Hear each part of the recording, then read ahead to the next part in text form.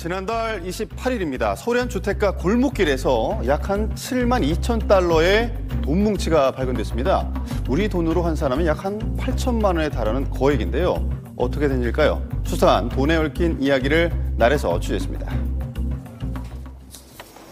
외부인의 통행이 없다시피 하다는 서울의 한 주택가. 이곳에서 이해할 수 없는 일이 벌어졌습니다.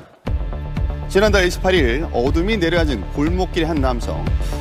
이 무언가를 던질까 말까 고민하던 그는 곧 골목길 한켠에 쓰레기를 버리듯 무심하게 뭔가 물건을 던지고 가버리는데요. 그리고 2시간이 흘러 이 물건은 또 다른 남성에 의해 발견돼 경찰에 전달됐습니다. 이 귀가 중이던 남자의 발걸음을 붙잡은 물건의 정체는 바로 이곳인데요. 바로 이곳에는 미화 7만 2천 달러가 놓여 있었습니다. 바로 돈이었습니다. 화단에서 꺼내 버려진 돈은 약 7만 2천 달러, 우리 돈으로 무려 8천만 원에 달하는 커다란 금액이었는데요. 큰 돈인데요. 이런 거액이 버려졌다는 소식이 알려지면서 동네 사람들 그 출처를 의심하고 있었습니다. 현금도 아니고 달러가 쉽지 않은 돈이잖아요. 네. 혹시 누가 범죄에 악용했던 돈이 아닌가. 그래서 그냥 버리고 가지 않았나.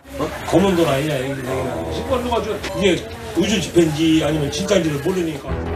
실제로 2011년에는 불법 도박 수익금을 숨기기 위해서 110억 원을 땅에 묻었다가 발각된 마늘밭 돈 뭉치 사건이 있었고, 또 올해도 한 대학 캠퍼스 사물함에서 발견된 2억 원 당시 부당 수임료 사건으로 구속 중인 최정 변호사의 돈이었습니다.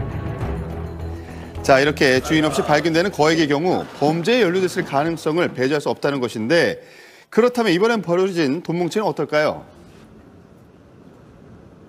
발견 당시 은행에서 발급한 그 띠지, 그리고 이 일련 번호가 겹치지 않는 순차적으로 돼 있는 상태로 발견됐습니다. 또한 발견된 화폐는 100달러, 663매, 50달러, 100매, 20달러, 60매 등으로 다양한 권정이 함께였다고 하는데요. 최고액권을 보통 이제 유폐로 많이 만들죠. 미국 달러 같은 경우도 100불짜리 유폐가 제일 많고요. 물론 이제 소액권도 있긴 한데 100불짜리에 비해서는 현저히 적게 발견이 되고 있죠. 다양한 권종 외에도 연속되는 일련 번호, 즉 동일하지 않는 번호 등을 미루어 봤을 때 위조 화폐일 가능성은 떨어진다는 것입니다. 만약 범죄에 연루된 돈이 아니라면 남자는 왜 이렇게 멀쩡한 지폐를 버린 것일까? 이 궁금증이 높아지는 가운데 이때 마침 경찰이 돈 뭉치 주인을 찾아냈다는 소식을 접하고 달려가 봤습니다. 금액이 다액이고, 그러니까 이 부분이 혹시 범죄 관련성이 있는지 우리가 내사한 겁니다. 소유주를 찾아갖고 이 돈이 왜 버렸는지, 누구 돈인지, 돈이 출처가 어딘지 그 관계를 보려고 했는데, 네. 본인 통장에서 본인이 돈을 찾았기 때문에 일단 그 부분에서는 본인 돈을 버린 부분이 확인되잖아요. 통장에서 뽑아서 범죄 여부가 아니다. 오케이. 그렇죠. 경찰 조사 결과 범죄 혐의가 없다는 남자.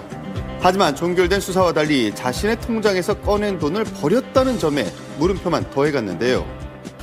네, 사장님. 수소문 끝에 찾아간 곳에서 그를 만나볼 수 있었습니다.